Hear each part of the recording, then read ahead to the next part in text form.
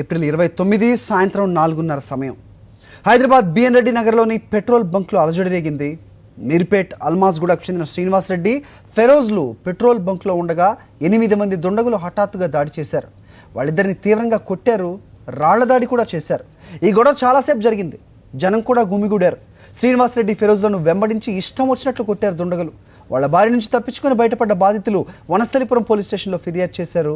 అయితే సంఘటన జరిగి 4 రోజులు అవుతున్నా సీసీ ఫుటేజ్ కూడా ఉన్నా పోలీసులు మాత్రం పట్టించుకోవటం లేదని బాధితులు ఆరోపిస్తున్నారు.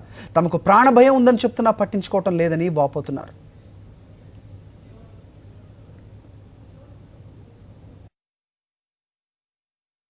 ఇంచుమించు 4:30 నుండి 5 గంటల ప్రాంతంలో సడన్గా ఒక 8 మంది వ్యక్తులు మా కిలోమీటర్న్నర నుంచి ఫాలో అయ్యి బిఎన్ రెడ్డి నగర్ భారత్ పెట్రోల్ పంప్లో అటాక్ చేసి మీద పడి చంపడానికి ప్రయత్నం చేశారు. ఎంత ప్రయత్నం చేసినా వదిలిపెట్టలేదు. రాళ్లతోటి కొట్టి చంపడానికి ప్రయత్నం చేశారు. తప్పించుకొని మేము పారిపోయి వెళ్ళిపోయినాము.